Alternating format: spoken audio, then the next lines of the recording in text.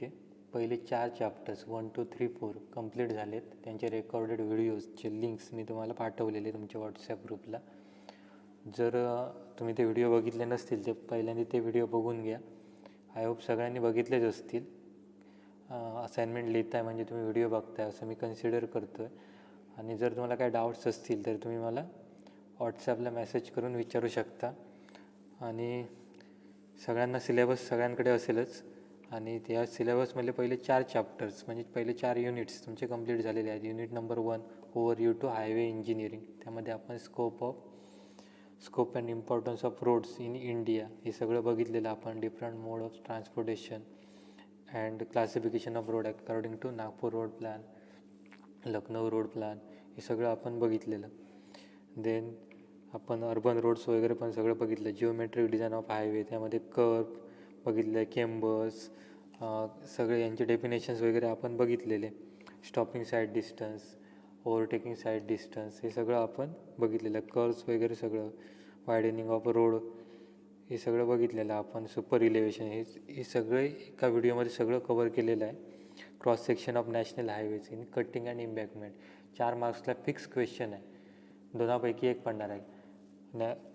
Draw the cross section of national highway in embankment असं तरी question पडेल. नाही तर draw the cross section of national highway in cutting किंवा एम्बॅकमेंटमधला तुम्हाला नॅशनल हायवेचा क्रॉस सेक्शन ड्रॉ करायचा आहे. एकदम इझी आहे.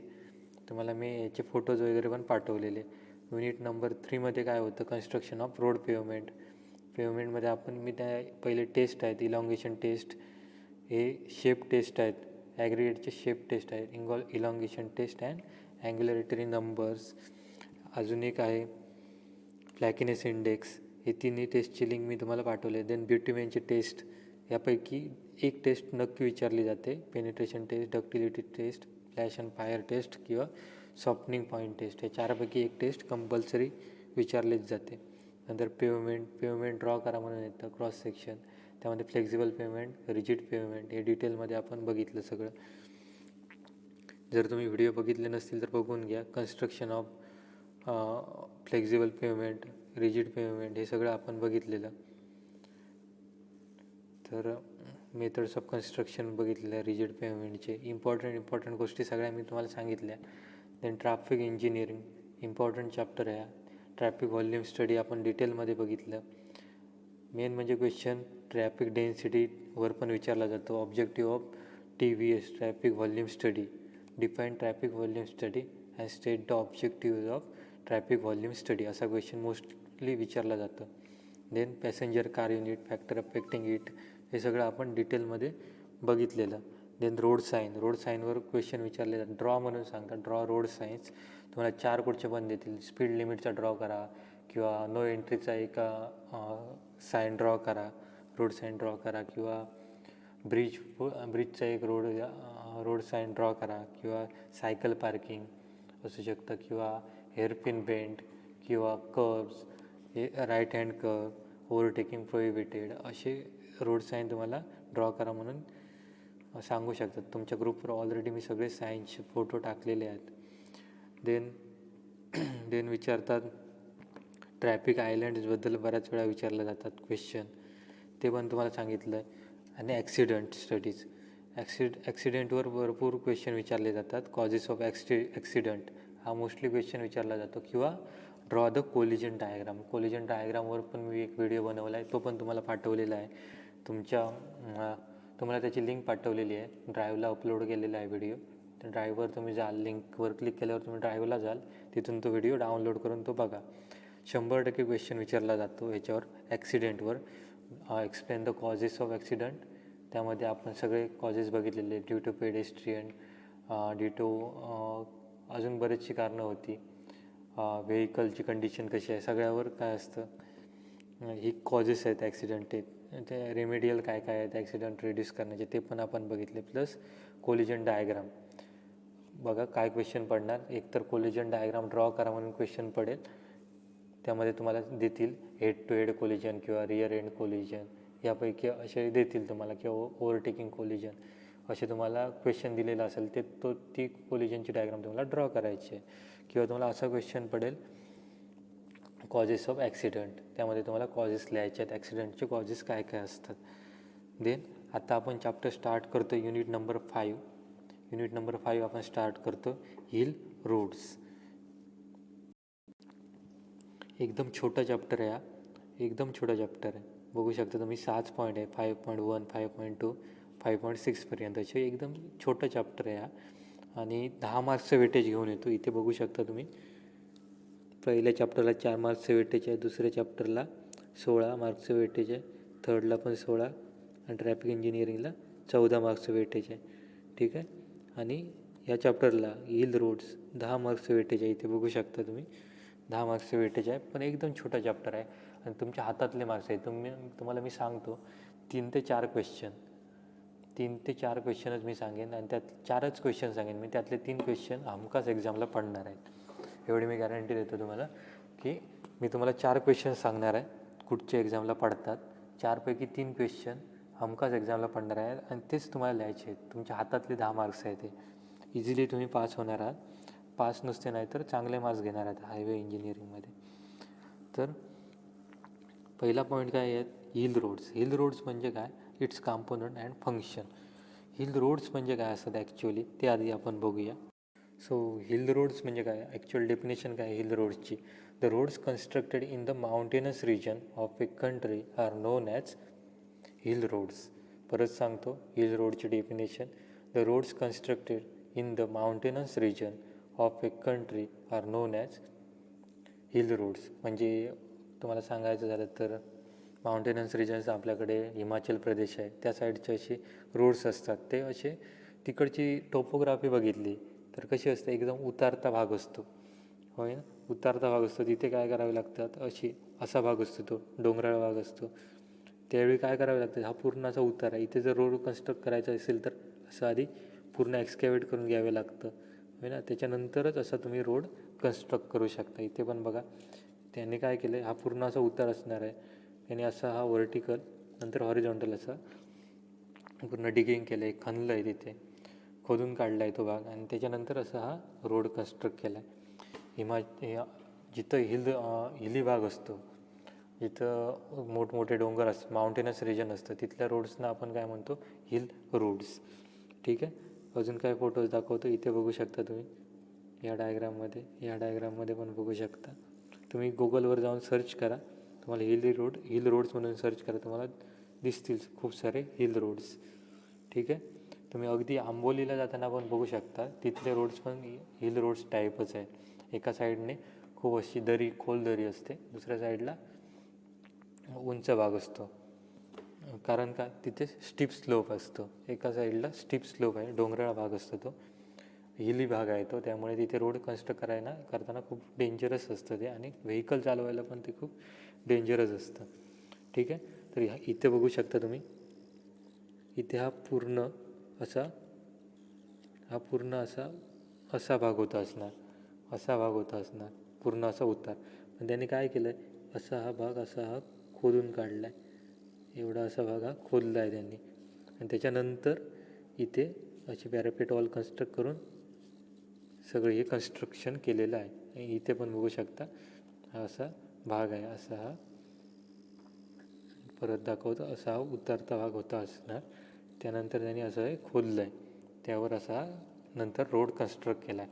डायरेक्ट तुमचं असं व्हेकल चालेल का इन्क्लाइंट, जर ह्या भागावर असा भाग असेल तर त्याच्यावर तुमचं व्हेकल चालेल का, नाही चालू शकत, ओव्हरटर्न होईल. ठीक आहे.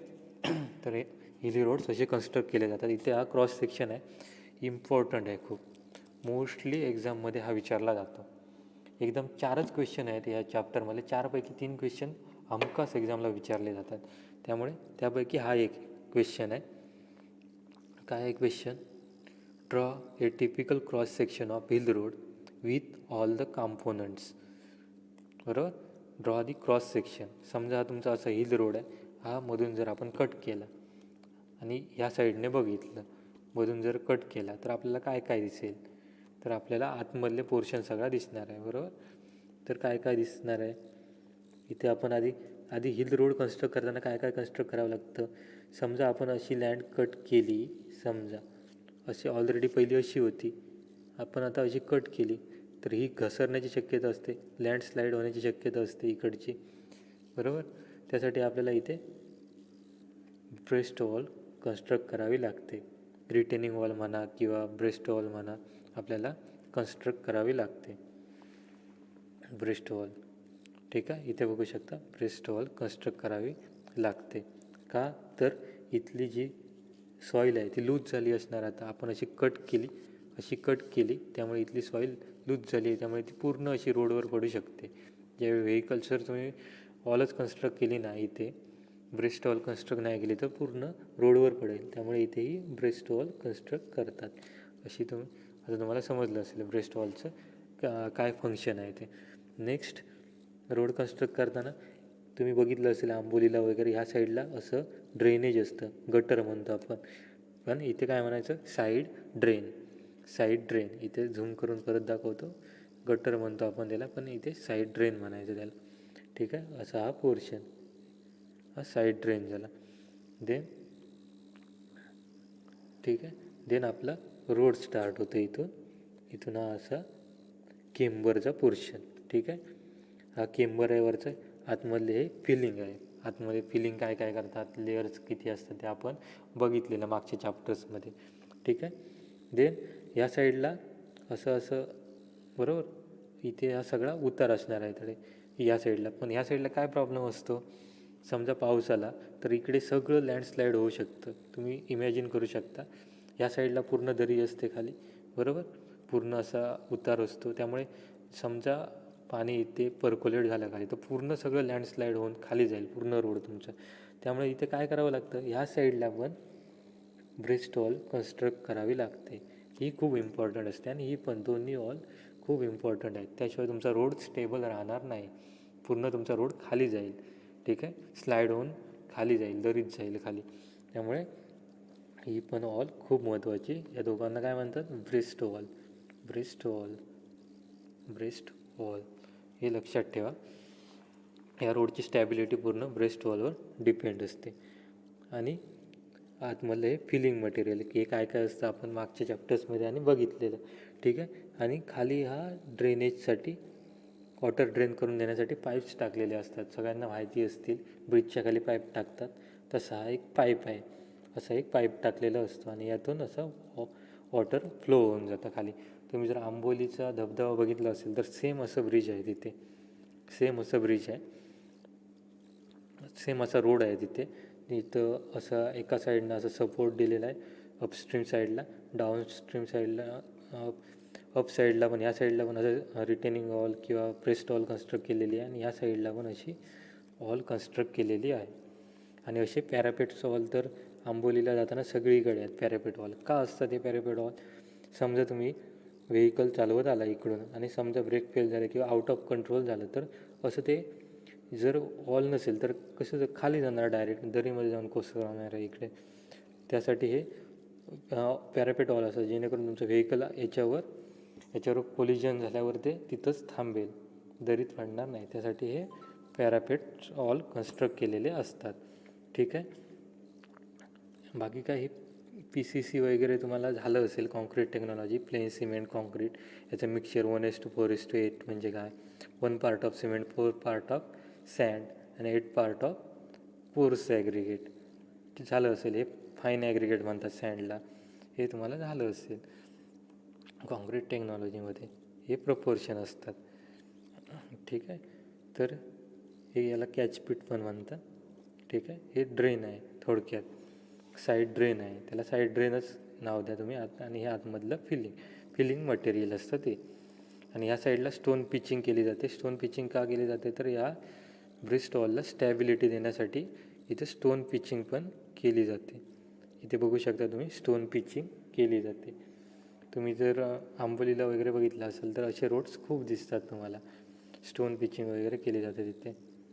ठीक, आता इथे तुम्हाला दिसले की पॅरापेट वॉल आहे. पॅरापेट वॉल का असतात तर समजा इकडून असं व्हेकल आला आणि डायरेक्ट जर आउट ऑफ कंट्रोल झालं तर असं एक खाली पडू शकतं पूर्ण दरीमध्ये, बरोबर. त्यासाठी काय असतं, हे वॉल्स असतात. आणि हे रिटेनिंग ब्रेस्ट वॉल आहेत इकडे सगळे, या साईडला ब्रेस्ट वॉल कन्स्ट्रक्ट करतात. तसेच या वरच्या साईडला पण ब्रेस्ट वॉल कन्स्ट्रक्ट केलेली असते. का तर ह्या रोडला स्टॅबिलिटी देण्यासाठी. ठीक आहे. Then components part of hill road.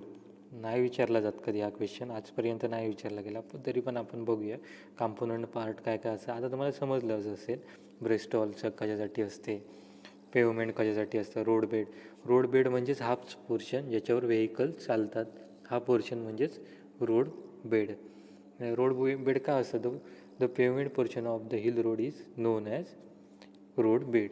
Pavement portion हा वरचा पोर्शन दिसतो, याला काय म्हणतात, रोड बेड. ते कशासाठी असतं, मुवमेंट प्रोव्हाइड करतं. ते पूर्ण व्हेकल्स असतात ते त्याच्यावरच मूव्ह होतात, त्यामुळे ते जर स्टेबल पाहिजे ते, बरोबर, तर त्यावेळेस ट्रॅफिक त्याच्यावर मूव्ह होणार आहे. The stresses caused due to the moving vehicle load of traffic is resisted safely by the road bed. बरोबर, काय होतं याच्यावर ज्यावेळी ट्रॅफिक मूव्ह होतं त्यावेळी काय होतं, त्याचे स्ट्रेसेस येतात. बरोबर, इंटरनल रेजिस्टन्स ऑफ फोर्स तुम्हाला झालं असेल मॉसमध्ये वगैरे. ट्रेसेस म्हणजे काय, स्ट्रेस म्हणजे काय असतं ॲक्च्युली, ज्यावेळी एखाद्या ऑब्जेक्टवर, समजा रोडवर मूव्ह झालं, एखादं व्हेकल मूव्ह झालं, तर त्याच्या पार्टिकल्सवर जो लोड येणार, बरोबर, ते दाबले जाणार खाली, त्याला काय म्हणतात, स्ट्रेसेस. तुम्ही पण स्ट्रेसेस तुमच्या बॉडीवर पण येतात स्ट्रेसेस. समजा एखादी गोष्ट तुम्ही उचलली तर काय येतं, स्ट्रेस येतो बॉडीमध्ये त्या, बरोबर. त्याला तुम्ही इमॅजिन करू शकता स्ट्रेस म्हणजे काय असतं, इंटरनल रेजिस्टन्स ऑफ फोर्स. एखादी गोष्ट समजा तुम्हाला उचलायची असेल, दगड असेल तर तुम्हाला उचलायचं असेल तर तुम्हाला ताकद लावावी लागते, बरोबर. त्यावेळी काय करतो, त्यावेळी इंटरनल रेजिस्टन्स तुमच्या बॉडीमधला तिथे लागतं, बरोबर. त्याला इंटरनल रेजिस्टन्स ऑफ फोर्स म्हणतो आपण. हे तुम्हाला मॉसमध्ये वगैरे होईल, मी आता नाही त्यात वेळ घालवत आहे जास्त. तर इंटरनल ट्रेसेस असतात ते रेजिस्ट करण्यासाठीचं काम कोण करतात, रोड बेड करतो. साईड ड्रेन तुम्हाला माहिती असेल, इथून जे वॉटर येणार आहे, आता इथे बघू शकता तुम्ही साईड ड्रेन कुठे आहे, हा साईड ड्रेन आहे, हा वरचा भाग आहे. इथे पण एक ड्रेनेज दिलेला आहे, त्याला कॅच ड्रेन म्हणतात. का असतं ते आपण पुढे बघू. आणि जे इथून असं वॉटर पडणार आहे, जे हिली वरनं खाली येणार आहे वॉटर, ते काय होणार आहे, इथे कॅच होणार आहे. नाहीतर हे जर साईड ड्रेन नसेल तर डायरेक्ट रोडवर वॉटर येईल, बरोबर, आणि व्हेकल स्किड होतील तुमचे. त्यामुळे साईड ड्रेन प्रोव्हाइड करतात. तर to collect all rain water falling over the road surface as well as on hill slope into any drainage वर. बरोबर, इथून जे वॉटर खाली येणार आहे ते कॅच करण्यासाठी साईड ड्रेन प्रोव्हाइड केलेले असतात. ठीक आहे. पॅरापेट वॉल मगाशी सांगितले, the main reason of parapet wall is to provide the protection to the traffic against the falling down the hill slope. Traffic आपले मग आताच दाखवलेलं तुम्हाला, याच्यावरून जे ट्रॅफिक मूव्ह होत असतं, इथून जे ट्रॅफिक मूव्ह होत असतं ते समजा आउट ऑफ कंट्रोल व्हेकल झालं तर ते खाली पडू नये. ट्रॅफिक म्हणजे काय, व्हेकल्सच आपले काय तर ट्रॅफिक असेल, 2 मोटरसायकल, बाईक्स वगैरे किंवा कार्स वगैरे मूव्ह होतात, ते याला जर आउट ऑफ कंट्रोल झालं तर इथे ॲक्सिडेंट होऊन ते थांबतील. हे जर पॅरापेट ऑल नसेल तर ते खाली जातील, बरोबर. मग ते व्हेकल्स सगळे खाली पडतील, तिथून हिलवरून ते खाली पडतील. त्यामुळे पॅरापेट वॉल प्रोव्हाइड करतात. कॅच वॉटर ड्रेन खूप इम्पॉर्टंट आहे, कदाचित विचारला जाऊ शकतो, कधी आजपर्यंत विचारला गेला नाही आहे. मी इथे बघू शकता, तुम्हाला दाखवतो कॅच वॉटर ड्रेन म्हणजे. आधी सांगतो तुम्हाला कॅच वॉटर ड्रेन म्हणजे काय असतं. आता समजा हा हिल पोर्शन आहे, हा लांबून असा असणार आहे, बरोबर, असा उंच भाग असणार आहे कुठेतरी, आणि त्याला हिल पोर्शनलाच वरती असा एक ड्रेन प्रोव्हाइड करतात, त्याला कॅच वॉटर ड्रेन म्हणतात. त्याचं काम काय, इथून जे वरून वॉटर वाहत येणार आहे, बरोबर, वरून वॉटर येणार आहे ते इथेच थांबवायचं. मॅक्झिमम वॉटर ट्राय करायचं की इथेच थांबलं पाहिजे. ह्या कॅच ड्रेनमध्येच मॅक्झिमम वॉटर कॅच झालं पाहिजे आणि थोडंसं पाणी पुढे गेलं पाहिजे. थोडंसं गेलं तर काय, इथे साईड ड्रेनमध्ये पण वॉटर कॅच किती होईल, थोडंसं येईल, बरोबर. मॅक्झिमम वॉटर इथेच थांबेल आणि थोडंसं वॉटर इथे येईल, त्यामुळे रोडवर पण कमी वॉटर जाणार आहे तिथे, बरोबर. रेन वॉटर कमी जाणार आहे. कॅच ड्रेनचं मेन काम काय आहे तर वरून जे वॉटर फ्लो होत येतं, जे हिलवरून वॉटर येतं खाली ते इथे स्टॉप करणं किंवा कॅच करणं, हे कॅच वॉटर ड्रेनेजचं काम आहे. ठीक आहे. आता कॅच वॉटर ड्रेन म्हणजे काय काय लिहिलं आहे बघूया. The drain provided higher upon the hill slope slide parallel to the roads. आता रोड असा आहे बरोबर, इथे बघू शकता तुम्ही, हा क्रॉस दाखवला आहे लॉंगिट्युडिनल, वरून बघितलं तर असा दिसेल तुम्हाला रोड, आणि वरती इथे हिलवरती अशी हिल आहे, हा चढाव आहे वरपर्यंत, आणि इथला मी असा पोर्शन घेतला आहे. मी एक लॉंगिट्युडिनल क्रॉस सेक्शन, हा क्रॉस सेक्शन आहे, मधून रोड कापला तर कसा दिसेल. आता असा हा वरून रोड बघितला तर असा दिसतो आपल्याला, सेंटर लाईन असते रोडला, आणि असा हा ड्रेनेज इथलाच मी पुढे घेतो असं ड्रेनेज. ठीक आहे, हा ड्रेनेज झाला. ठीक आहे, आणि काय होणार आहे, इकडून जे वॉटर वरून येणार आहे, इथून जे वॉटर येणार आहे हिलवरून, जे मी इथं दाखवतो हिलवरून वॉटर येते ते इथे कॅच झालं पाहिजे, आणि ही साईड कॅच वॉटर ड्रेन हे पॅरलल असतं कोणाला, रोडला पॅरलल कन्स्ट्रक्ट करतात. ठीक आहे. The drains provided higher upon the hill slope parallel to the roads are known as catch water drain. The function of catch water drain intercept the runoff from the hill slope and divert water into nearby cross drainage. इथून जे hill स्लोपवरून water येते ते divert करायचं. कुठून divert करायचे, ते cross ड्रेनमध्ये जाता नाही, या क्रॉस ड्रेनमध्ये वॉटर ते येता नाही. मॅक्झिमम वॉटर काय झालं पाहिजे, इथूनच कुठून तरी आपण ते बाहेर काढायचं, समजलं. ते वॉटर पुढे बाहेर काढायचं कुठेतरी, पण रोडवर वॉटर जाऊ देता नाही, त्यासाठी हे कॅच वॉटर ड्रेन्स प्रोव्हाइड करतात. Breast wall, this wall prevent the hill side from sliding down. Definition काय, the all constructed towards the up slope side of the road. Up slope side इथे road हा breast wall construct करतात. ठीक आहे, आणि त्याचं function काय, this wall prevent the hill side from the sloping down. Sliding down म्हणजे काय, घसरणे, खाली घसरून जाण्यापासून काय करतं, हे प्रिव्हेंट करतं. हा पोर्शन खाली घसरून जाऊ शकतो, तसंच हा इथला पोर्शन खाली घसरून जाऊ शकतो, त्यासाठी हे वॉल ब्रेस्ट वॉल प्रोव्हाइड करतात. ठीक आहे. रिटेनिंग वॉल, ठीक आहे, तर ही झाली ब्रेस्ट वॉल, ही आहे याला ब्रेस्ट वॉल म्हणतात, याला रिटेनिंग वॉल म्हणतात. ठीक आहे, ही काय करतं आहे, ब्रेस्ट वॉल काय करतं आहे, इकडचा जो स्लोप आहे त्याला सपोर्ट देतं आहे, इथे जे लूज सॉईल आहे तिला सपोर्ट देते. तर रिटेनिंग वॉल काय करतं, ते आपण आर्टिफिशियल मटेरियल जे टाकलं आहे, इथे आर्टिफिशियल मटेरियल काय काय आहे, इथे ही फिलिंग काय काय केलं आपण, इथे बिट्युमेन असेल वरती टाकलेलं बरोबर, इथे पॅरापेट, इथे ड्रेन पाईप असतील, पाईप्स पण खाली प्रोव्हाइड केलेले असतात, त्यांना स्टेबल ठेवण्याचं काम कोण करते, रिटेनिंग वॉल करते. Breast wall and retaining wall. The wall constructed towards down slope side of the road is known as retaining wall. दोघांचं पण काम एकच आहे, रिटेन करून ठेवणं, सपोर्ट देणं त्या मटेरियलला, स्टेबिलिटी देणं, हे दोघांचं सेम वर्क आहे. Cross drain, the drain constructed to drain off the rain water across the road is known as cross drain. आता क्रॉस ड्रेन म्हणजे काय, हा जो पाईप क्रॉस प्रोव्हाइड करतात, हा असा रोड आहे बरोबर, त्याच्या खाली असं पाईप प्रोव्हाइड केलेला असतो, त्याला काय म्हणतो आपण, क्रॉस ड्रेन. त्याचं काम काय, drain off the rain water, जे रेन वॉटर आहे ते बाहेर काढून टाकणं. जर इथेच वॉटर जर साठवून, इथं आपण पाईपच नाही प्रोव्हाइड केला तर काय होईल, इथले जे वॉटर आहे ते इथं पर्क्युलेट होत राहील खाली खाली, आणि सॉईलची बेरिंग कॅपॅसिटी म्हणजे सॉईलची ताकद असते ती कमी कमी होत जाईल, आणि एक दिवस असं येईल की रोड पूर्ण खाली जाईल, असं दबेल आणि इकडे स्लाईड होईल खाली बरोबर. त्यामुळे ड्रेन करणं, वॉटर बाहेर काढून टाकणं महत्त्वाचं असतं. देन नेक्स्ट आहे टाईप्स ऑफ कर्व. एकदम इम्पॉर्टंट क्वेश्चन आहे हा, टाईप्स ऑफ कर्व. तुम्हाला मी आतापर्यंत एक क्वेश्चन सांगितला आहे, पहिला क्वेश्चनच सांगितला आहे. हा क्वेश्चन खूप इम्पॉर्टंट आहे. Draw cross section of hill road and show it's components. खूप इम्पॉर्टंट क्वेश्चन आहे, मोस्टली एक्झामला विचारला जातो.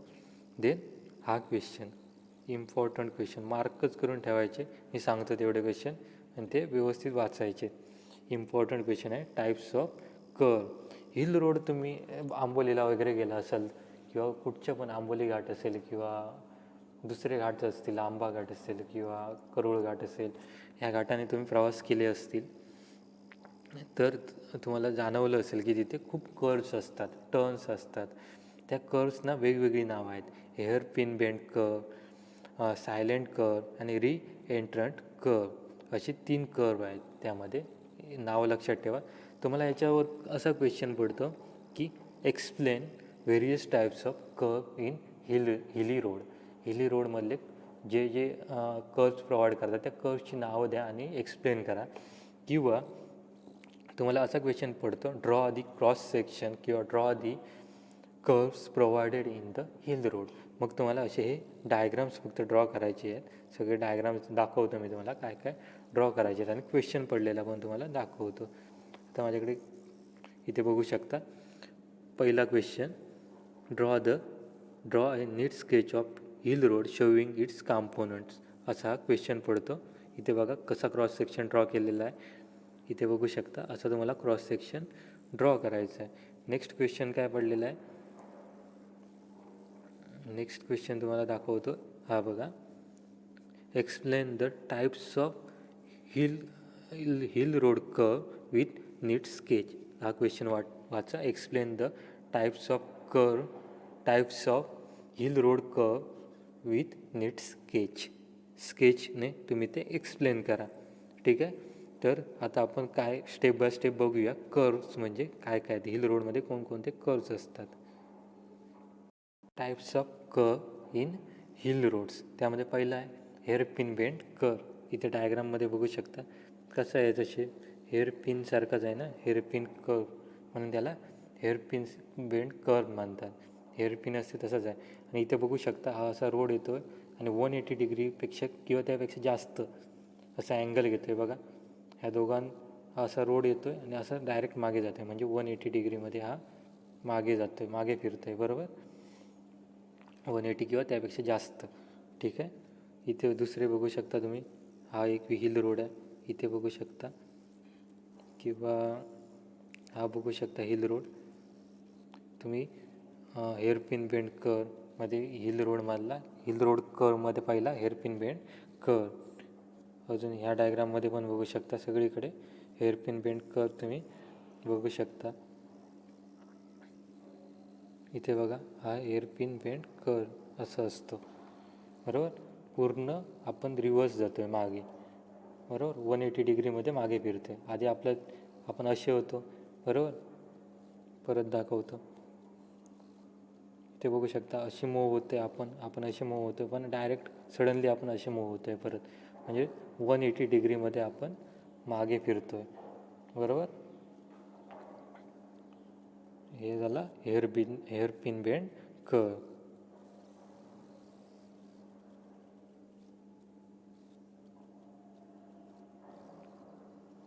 तर हेअरपिन बेंडची डेफिनेशन इथे बघू शकता. The curve on a hill road which change its direction through an angle of 180 or so down the hill on the same side is known as hairpin curve. इथे बघू शकता तुम्ही. हा जो रोड आहे, इकडून जर व्हेकल येत असेल तर किती डिग्रीमध्ये चेंज करतो. ह्या 180 डिग्रीमध्ये चेंज होते त्याची पोझिशन. और सो ऑन, त्यापेक्षा पण जास्त अँगल असू शकतो. हेअर बेंडला काय म्हणतो आपण, हेअरपिन कर्व किंवा हेअरपिन बेंड कर्व म्हणतो आपण याला. नेक्स्ट आहे silent curve. The curve having the convexity on the outer edge of the hill road are known as silent. बघा सायलेंट कर्व म्हणजे काय, डेफिनेशन काय. The curve having their convexity on the outer edge of the hill road are known as silent curve. इथे बघू शकता. कॉन्व्हेक्सिटी म्हणजे बहिर्वक्र, मराठीनं सांगायचं तर. कॉन्केव म्हणजे अंतर्वक्र, कॉन्व्हेक्स म्हणजे बहिर्वक्र, बाहेरच्या साईडनं कर्व असतो. हा आउटर एजला आहे. कॉन्व्हेक्सिटी आहे. कॉन्केव म्हणजे अंतर्वक्र आणि कॉन्व्हेक्स म्हणजे बहिर्वक्र. ठीक आहे. तर इथे बघू शकता हा हिली पोर्शन आहे. हा इकडेचा भाग आहे हा उंच असणार आहे. बरोबर, हिली पोर्शन आहे हा. आणि इकडचा आहे हा डाऊन पोर्शन, इकडे दरी असणार आहे पूर्ण खाली, बरोबर, असा उतार आहे तो. आणि इकडच्या ह्या पोर्शनला ह्या ह्या ह्या इकडच्या पोर्शनला ह्या कर्वला काय म्हणतो आपण? सायलेंट कर्व म्हणतो. म्हणजे समजलं असेल, the curve having their convexity on the outer edge of the hill road. तर इथे बघू शकता तुम्ही, ह्या डायग्राममध्ये पण तुम्हाला दाखवतो मी. इथला जो पोर्शन आहे असा, इथे बघू शकता ह्या डायग्राममध्ये, जरा झूम करतो. ही डायग्राम, हा रोड आहे, इकडचा पोर्शन एक आहे आणि हे आउटर पोर्शन आहे. हा इनर पोर्शन झाला, इनर पोर्शन, आणि हा आउटर पोर्शन झाला. त्या आउटर पोर्शनला इथे काय कॉन्व्हेक्सिटी आहे, बहिर्वक्र आहे, बरोबर, कॉन्व्हेक्सिटी आहे. ह्या कर्वला काय म्हणतो आपण? या कर्वला काय म्हणतो आपण? Silent curve. ठीक आहे, सायलेंट कर्व म्हणजे क्लिअर झालं असेल तुम्हाला. आता नेक्स्ट आहे reentrant curve. The curve having convexity on the inner edge of the hill road. Inner एजला कॉन्व्हेक्सिटी आहे, म्हणजे बहिर्वक्र झाला आहे. कुठचा एज? इनर एज, म्हणजे आतमधला भाग. हा रोड आहे, तर आतमधला रोडचा भाग कुठचा येणार आहे याचा? हा असा पोर्शन झालेला आहे तो, ह्या, आणि हा बाहेरचा पोर्शन. हा असे डायग्राम तुम्ही बरेचसे बघितले असतील माझ्या मते. मी एक तुम्हाला ही डायग्राम एवढी क्लिअर नाही आहे, पण इथे तुम्ही समजून घेऊ शकता. हा इथे कॉन्व्हेक्सिटी दिली आहे, आउटर एजला आहे, बरोबर, रोडचा आउटर एज आहे. याला काय म्हणणार आपण? सायलेंट कर्व म्हणणार.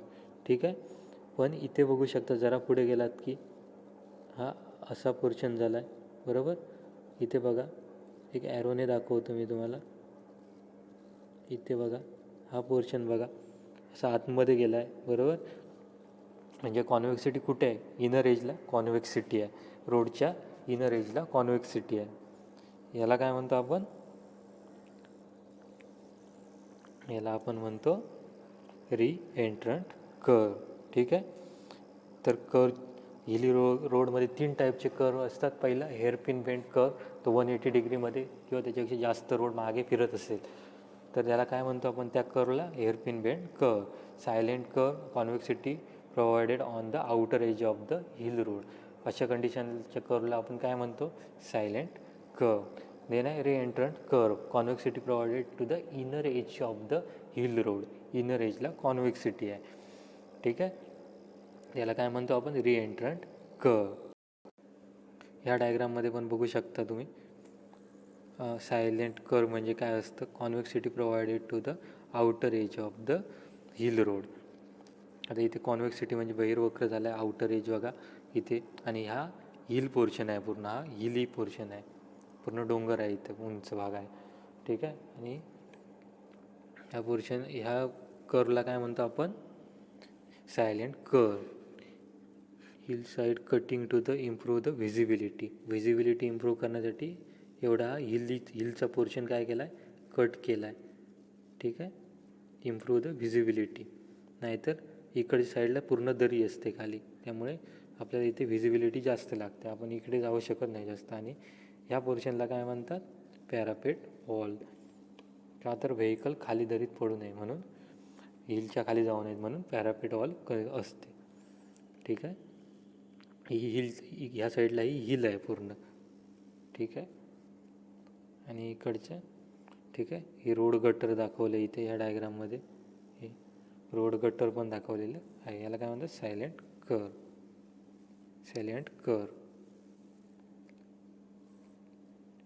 नेक्स्ट री एंट्रंट कर्व. यामध्ये पण हे डायग्राम परत आहे तिथे, हा पूर्ण डोंगर आहे असा, बरोबर, त्याला असा एक रोड कन्स्ट्रक्ट केलेला आहे असा. ठीक आहे, तर या डायग्राममध्ये पण बघू शकता, ह्याला काय म्हणतो आपण? आउटर एजला कॉन्व्हेक्सिटी असेल तर सायलेंट कर्व, इनर एजला कॉन्व्हेक्सिटी असेल हा. आता इथे बघू शकता, ह्या रोडची इनर एज कुठची आहे? आतमधली एज ही आहे, बरोबर, आणि ही आउटर एज आहे. आता आउटर एजला कॉन्व्हेक्सिटी कुठे आहे? इथे आहे, म्हणून याला सायलेंट कर्व म्हणतो. आता इनर एजला कॉन्व्हेक्सिटी कुठे आहे? तर इथे आहे, म्हणून याला री एंट्रंट कर्व म्हणतो आहे. कर्व म्हणजे टर्न थोडक्यात. टर्न, वळण. ठीक आहे. तर तुम्हाला क्लिअर झालं असतील, कर्व क्लिअर झाले असतील, हिल रोडमधले कर्व्स क्लिअर झाले असतील.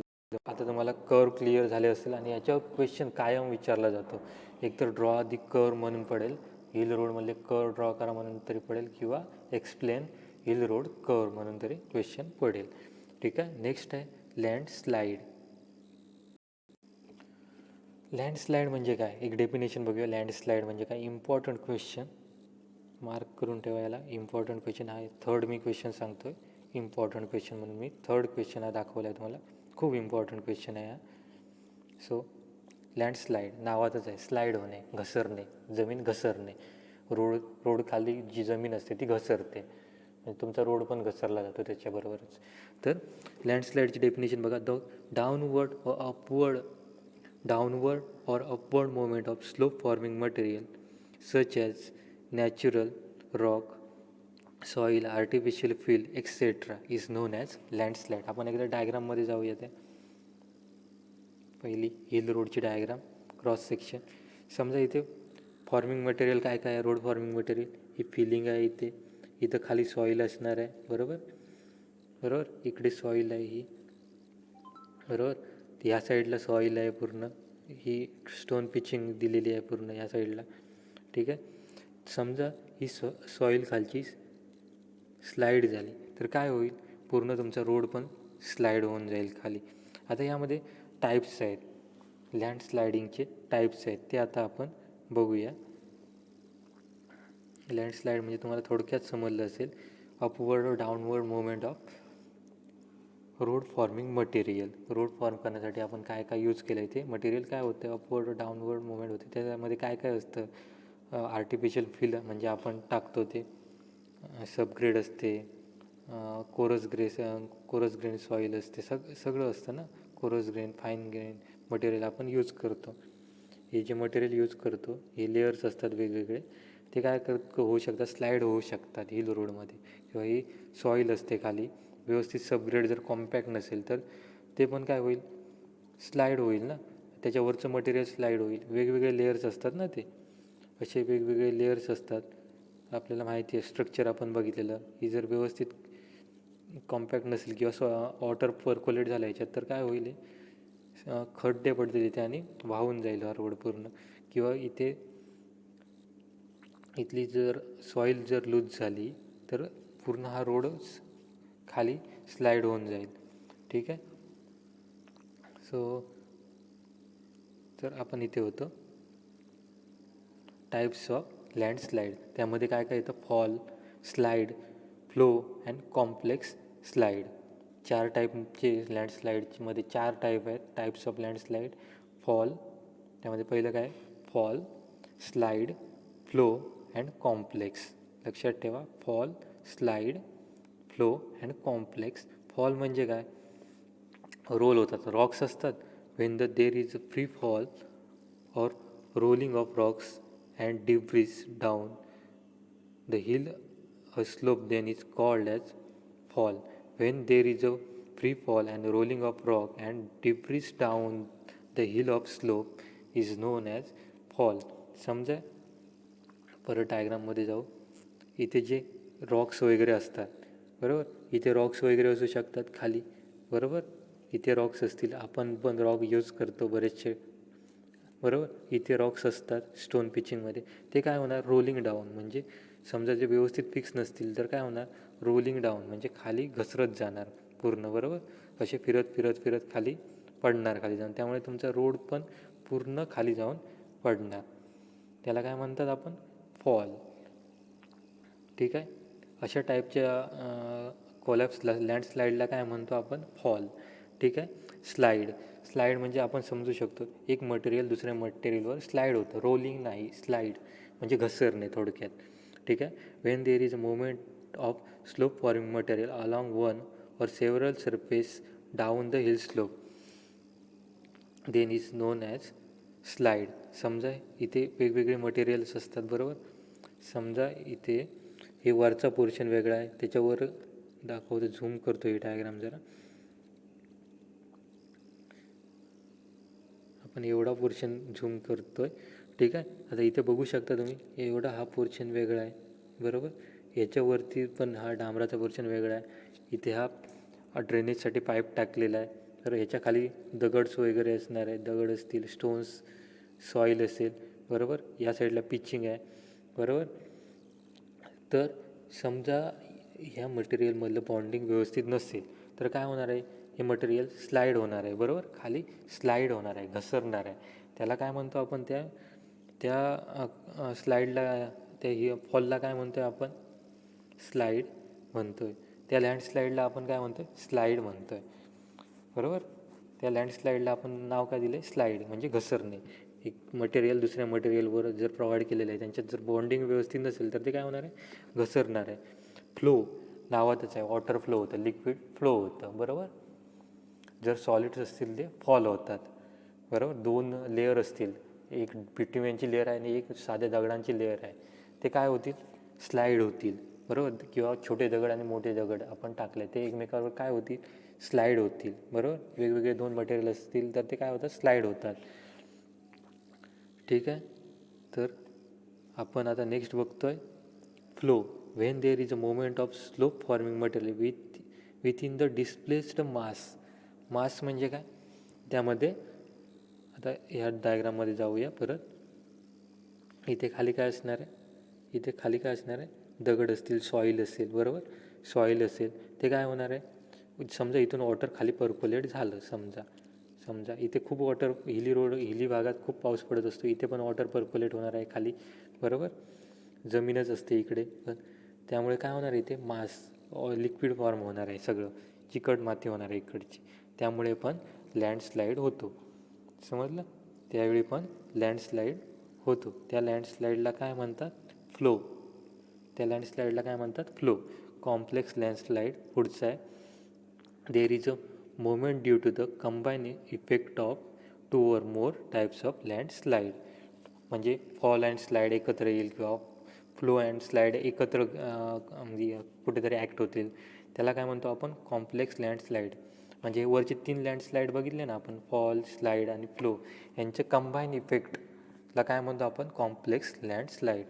when there is a moment due to the combined effect of 2 or more types of landslide then is known as complex landslide. and mostly complex landslideच होतं.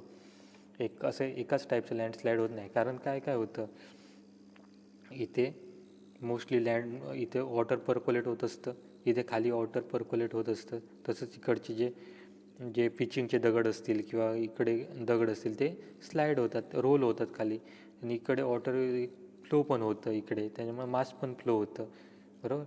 चिखल होतं सगळ्यात, तिथं चिखल फॉर्म होतं, तिथे मड होतो तिथे, त्याला काय म्हणतो आपण, कॉम्प्लेक्स लँडस्लाईड, ठीक आहे.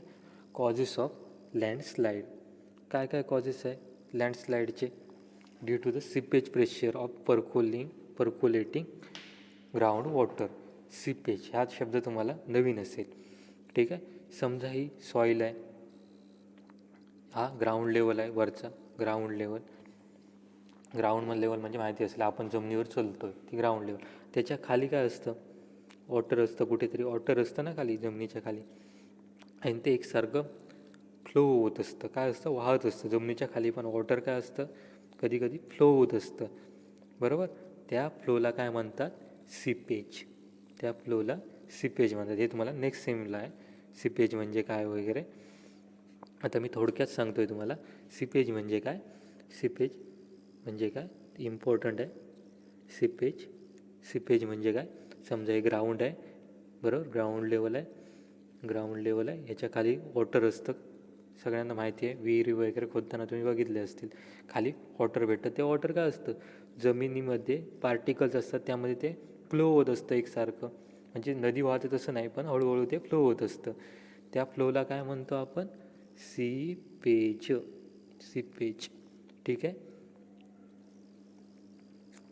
त्याला काय म्हणतो आपण, सीपेज, ठीक आहे. सगळ्यांनी नोट डाऊन करा, seepage. Due to the seepage of percolating ground water. Percolate होणे म्हणजे पाझरणं खाली. आताच मी तुम्हाला दाखवलेलं म्हणजे काय असतं ॲक्च्युअली. तर हे नोट डाऊन करत चला, मी सांगतो इथे. नोटबुक बरोबर ठेवा. ठीक आहे. पर्कोलेट म्हणजे इथून जे पाणी खाली पर्कोलेट होतं, झिरपतं थोडक्यात. इथे जे वॉटर खाली झिरपतं इथून खाली. ठीक आहे, ते खाली येतं इथे. ठीक आहे, तर समजलं असेल तुम्हाला एवढा पार्ट. नेक्स्ट बघूया. तर हिल रोडमधला पार्ट काय बघतो आपण? Causes due to seepage pressure. समजलं असेल, खालून जे वॉटर फ्लो होतं, इथून जे वॉटर खालून जमिनीच्या खालून इथे सॉईल असणार आहे, सॉईलच्या खालून जे वॉटर इथून जे वॉटर फ्लो होत असतं, इथून जे वॉटर फ्लो होत असतं, त्यामुळे पण लँडस्लाईड होते. ठीक आहे, मी इरेज करतो हा पोर्शन. ज्यावेळी PDF टाकेन त्यावेळी, नाहीतर तुम्हाला हा पोर्शन दिसू शकतो. ठीक आहे, नेक्स्ट बघूया. कॉजेसमध्ये नेक्स्ट काय?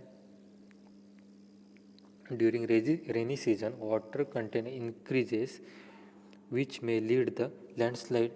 रेनी सीझनमध्ये वॉटर कंटेंट इन्क्रीज होतं, त्यामुळे लँडस्लाईड होते. मोस्टली तुम्ही बघितलं असेल, बरेचसे आंबोलीमधला रोड बघा किंवा कुठचा पण हिली रोड बघा, घाटातला रोड बघा, तर पावसाळ्यात बंद ठेवतात बऱ्याचदा. का तर तिथे लँडस्लाईड होते, दगड वगैरे खाली पडतात. त्यामुळे मोस्टली रेनी सीझनमध्ये ह्या प्रॉब्लेम्स येतात. Because of alternate swelling and shrinkage of soil mass, hair cracks are developed, then it may lead landslide. Swelling and shrinkage, आकुंचन पावणे आणि प्रसरण पावणे. स्वेल अँड श्रिंक म्हणजे आकुंचन म्हणजे जवळ होते माती, आणि स्वेल म्हणजे पसरते. तुम्ही माती पसरते माहिती असेल तुम्हाला. समजा सॉईल असेल, त्यात वॉटर ॲड झालं तर सॉईल काय होते, ठराविक टाईपची सॉईल असते, ते स्वेल होते, साईज त्याची वाढते. आणि काही सॉईल असते त्यांची काय होते, समजा एवढा पार्टिकल असेल तो एकदम छोटा होतो, असं होतं, श्रिंक होते. ह्याच्यामुळे पण लँडस्लाईड होते. कारण काय, त्यांच्यातलं बॉन्डिंग कमी होतं. बरोबर, बॉन्डिंग कमी झालं म्हणजे काय, तिथे पोकळी निर्माण होते, पूर्ण एअर येतं, त्यामध्ये वॉटर येतं, त्यामुळे लँडस्लाईड होते तिथे. 3 पॉईंट झाले. Due to increase load of traffic or accumulate snow on the road surface.